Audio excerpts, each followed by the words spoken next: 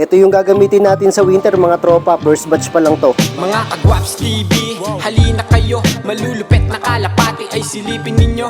So hello, what's up mga kagwaps? Isang maganda at mapagpalang araw para sa ating lahat. So for today's video natin ngayon mga kagwaps, ay samahan nyo ko at ipakikita ko sa inyo yung mga winter warriors mga tropa na gagamitin natin ngayong Winter Derby 2024.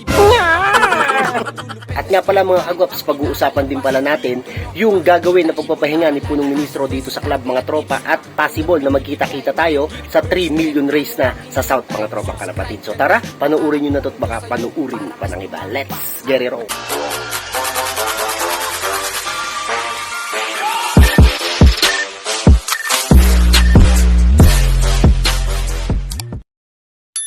Yon, magandang araw sa inyo mga kagwaps, mga kalapatids. Welcome back again dito sa Gwaps TV Official. Pag-uusapan natin mga kagwaps itong nangyari sa result ng race namin dito ni punong ministro sa nilaro namin mga tropang kalapatids sa North Summer Race. Bali hindi maganda ang naging resulta dito mga tropang kalapatids, gawa ng sa sobrang hirap ng panahon hindi kinaya ng conditioning ni Kuya Gwaps TV Official yung lipad namin mga tropang kalapatids dito nga sa Norte. Pero sa ngayon mga tropang kalapatids ito pala yung gagamitin natin sa winter, mga naglilipa para na sila ngayon mga tropa. So ituturo ko din pala sa inyo kung ano yung ginagawa kong technique ngayon mga tropang kalapatids para kahit papano sumipag sa paglipad itong ating mga kalapate. Pawalan ko na rin itong second batch mga tropang kalapatids para sama-sama na silang rumonda dyan.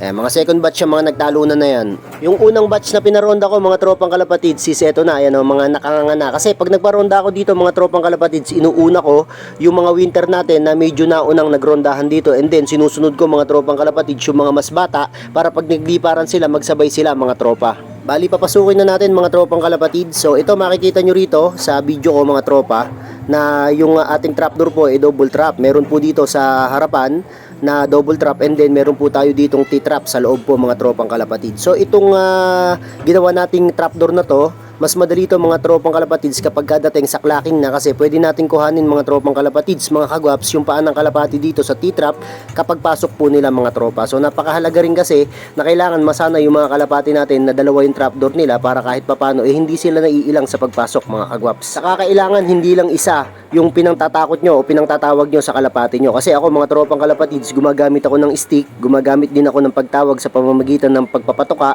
and then gumagamit din ako mga tropang kalapatids ng kamay. Kaya masasabi ko na itong mga kalapati natin, kahit anong gamitin natin dito mga tropang kalapatids, basta pagdating ng race mabilis na lang papasukin to mga tropa. So ayan, papasukin muna natin at hayaan muna natin silang kusang pumasok. So binubugaw ko lang yan sa likuran mga tropang kalapatids para nang sa gayon pumasok sila agad mga tropa. So ito, hindi pa sana yung iba rito. Gaya nitong checkered na to mga tropang kalapatids, pang 3 million pa sing nito, kaya sobrang bata pa, pero makikita nyo medyo matured na rin naman yung itsura. After ng pagpaparonda natin mga kagwap, syempre hindi natin kalilimutan na magbigay ng pagkain mga tropang kalapatids. Pero ngayon napansin ko sa mga kalapati ko kasi rumuronda sila mga tropang kalapatids ng hanggang 25 minutes lang, kasi yung pakpak nila dyan mga tropang kalapatids mga kagwap nakahugot yung isang piraso sa pangalawa mga tropa, kaya talagang medyo hihina yung mga kalapate. Pero dito sa gagawin natin ngayon na technique mga kagwaps, baka sakaling lumakas yung kanilang mga pagronda, kaya tingnan nyo itong gagawin ko, kasi mamaya ipapakita at ipapaliwanag ko sa inyo kung bakit ko ba ginagawa itong technique na to mga tropang kalapatids, para na rin ma-enhance at lumakas pa yung paglipad ng ating mga kalapate. Nilipat ko muna pala mga kagwaps yung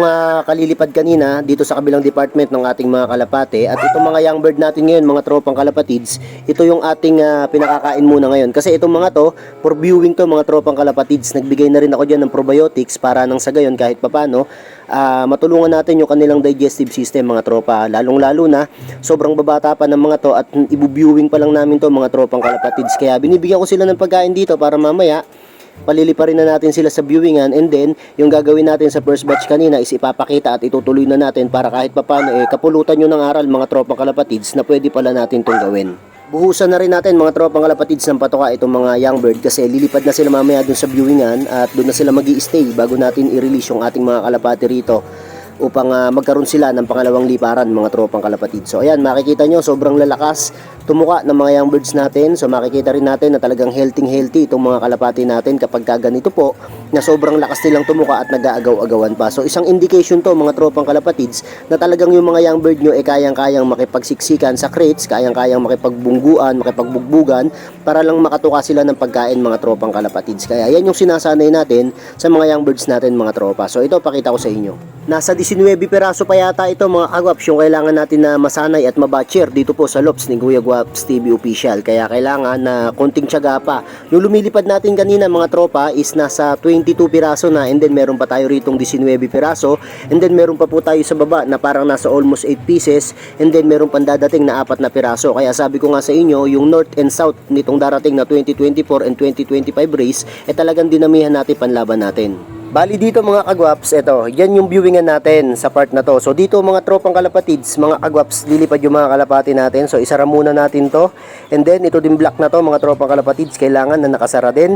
So itong isa na to mga tropang kalapatids, yung nasa right side na yan. So bali dyan lilipad muna yung ating mga kalapate para makapasok sila dyan. And then mamaya, isasara din natin yan mga kagwaps. So hintayin lang natin na matapos na kumain itong mga kalapati natin at mamaya ipapakita ko sa inyo na magbu-viewing na sila dyan mga kagwaps. Ito na mga tropang kalapatids, tutukan natin ng medyo malapit itong ating mga young birds at nang sa gayon ay makita nyo po kung gaano ba kagaganda yung itsura nitong mga bagong hango natin ng mga young birds. So ayan, meron tayo rito mga kulay pula na mga tropa. Bali, iba't iba din yung mga magulang nitong mga to. So, meron tayo rito mga Stitch, meron din tayo mga Vandenbroek, and then yung mga Lucky 71 at yung mga ibon ni Boss Anthony Aquino. Kay Boss B, mga tropa, ay pinagsama-sama na natin dito. Sa pagkakaalam ko, mga kagaps, itong mga bata na to, ito yata yung mga anak ni Mr. Paquito, nakakross doon sa imported line na Stitch, mga tropa. So, bali tara mga tropang kalapatids at magpapakawala ulit ako. Ito yung sinasabi ko sa inyo mga kagwaps. So, bali kanina, kung mapapansin nyo, nakapagparonda na tayo ng isang beses na almost 20 to 25 minutes na liparan ng mga kalapate. So after nilang tumuka mga kagwaps, nagparonda na rin tayo upang nang sa gayon mapangalawahan yung lipad at ronda nitong mga kalapati na to. Bali ito yung naisip ko mga tropang kalapatids kasi medyo nakukulangan ako sa unang ronda nila siguro dahil masakit na ripakpak nila at napapansin ko na kapag tatapos silang tumuka malakas silang rumonda mga tropa. So yan mga tropang kalapatids, naka almost 20 minutes din sila, so okay na siguro yung kita nyo, pangalawang pagod ng mga kalapati natin. So bali ito itutulak ulit natin at papapasukin na lang natin mga kagwaps upang nang sa gayon makainom na sila doon kasi mamaya magbibigay pa tayo ng merienda sa kanila. Alas 12 ng tanghali mga tropang kalapatids ay nagbibigay tayo ng sunflower, mais sa flower mga tropa para gawin nilang merienda. Papasukin na natin to mga tropang kalapatids. Ayan, sobrang dami, kita nyo, yan yung mga winter natin mga tropa at yung mga young bird kanina, yun po yung gagamitin naman natin sa south. So sa pagkakaalam ko parang nasa 22 piraso itong ating winter at hindi natin alam kung sino ba ang makakapagtagpos sa karera dito sa mga kalapati natin na to mga kagwaps. Sa pagtitraining pala sa pag-i-stick ng mga kalapati natin mga kagwaps, kailangan natin na mahabang pasensya para hindi makulit yung mga ibon. Malupit ka talaga! Ang ganda mong lalaki!